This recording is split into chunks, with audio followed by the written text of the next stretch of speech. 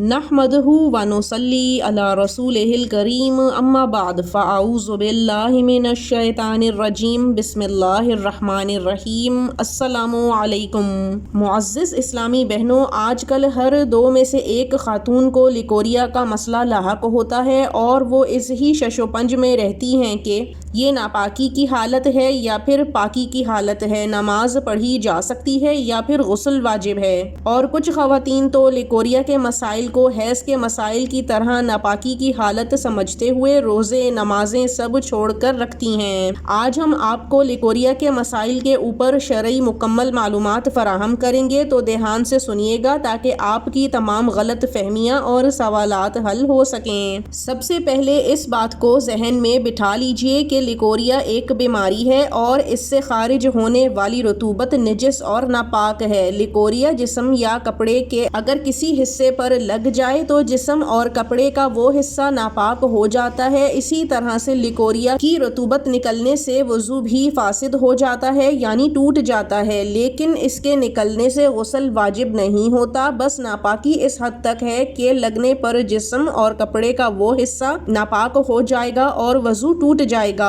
اب یہاں پر دو طرح کی خواتین ہیں، ایک وہ جن کو لیکوریا کا مسئلہ ہر تھوڑی دیر میں پیش آتا ہے، یعنی گھنٹے دو گھنٹے بعد رطوبت نکلتی ہے یا پھر دن کے کچھ حصوں میں رطوبت جاری ہوتی ہے، تو ایسی صورت میں اس عورت پر بھی غسل واجب نہیں ہوگا، لیکن وہ ہر نماز سے پہلے نیا وضو کرے گی اور اپنے جسم کو اور کپڑے کو پاک صاف کرے گی، یعنی اس نجاست کو جسم سے دھو کے دور کرے گی اور کپڑے کو یا تو تبدیل کر لے گی یا پھر جہاں نجاست لگی ہے صرف اتنے حصے کو دھو لے گی۔ لیکن اگر کسی کو یہ پتہ نہیں چل رہا کہ ناپاکی یا رطوبت کہاں لگی ہے، تو پھر وہ صرف اندازے سے بھی اگر کپڑا دھو لے گی تو وہ کپڑا پاک ہو جائے گا۔ اس معاملے میں زیادہ وہم کی ضرورت نہیں ہوتی اور اس کے بعد پھر وہ عورت نماز پڑھ سکتی ہے۔ لیکن اگر نماز پڑھنے کے دوران پھر سے رطوبت خارج ہوتی ہے تو پھر اس عورت کی نماز جاتی رہے گی اور وضو بھی ٹوٹ جائے گا۔ اب اس عورت کو دوبارہ نئے سرے سے جسم کو کپڑے کو پاک کر کے دوبارہ وضو کر کے نماز پڑھنی پڑے گی۔ اب دوسری طرح کی عورتیں وہ ہیں کہ جن کو لیکوریا بہت زیادہ تنگ کرتا ہے، رطوبت بہت زیادہ خارج ہوتی ہے، اتنی کہ جس میں ان کو پاکی حاصل کرنے کا موقع ہی نہیں مل سکے، تو ایسی عورت کے لیے حکم دوسرا ہے، یعنی اس کا مطلب یہ ہے کہ اگر کوئی عورت لیکوریا کے مرض میں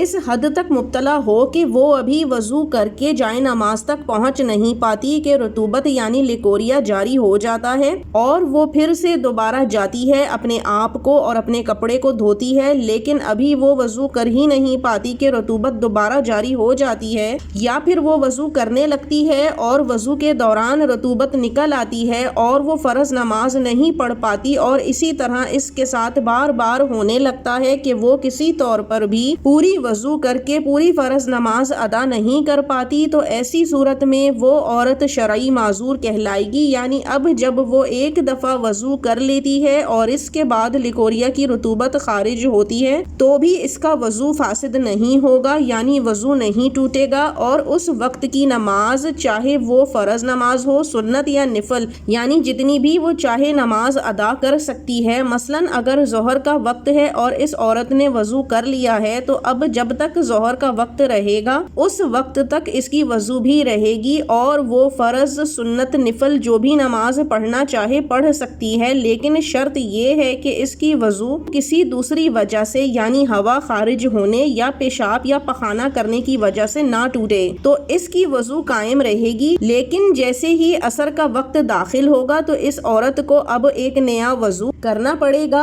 اور پھر وہ وضو اس کا مغرب کے وقت داخل ہونے سے پہلے تک رہے گا۔ اس میں وہ اپنی تمام نمازیں ادا کر سکتی ہے، لیکن غسل چاہے کم رطوبت خارج ہو یا پھر زیادہ واجب یا فرض نہیں ہے، عورت ناپاک نہیں ہوتی۔ یاد رہے کہ یہ حیض اور استحاضہ اور لیکوریا کے معاملات میں شریعت کے الگ الگ احکامات ہیں۔ لیکوریا ایک بیماری ہے جس کے احکامات حیض سے مختلف ہیں۔ امید کرتے ہیں کہ اسلامی بہنوں کو لیکوریا کے مسائل سمجھ میں آ گئے ہوں گے۔ اب ہمیں اجازت دیجیے، وآخر الدعوانا ان الحمد للہ رب العالمین۔ اللہ حافظ۔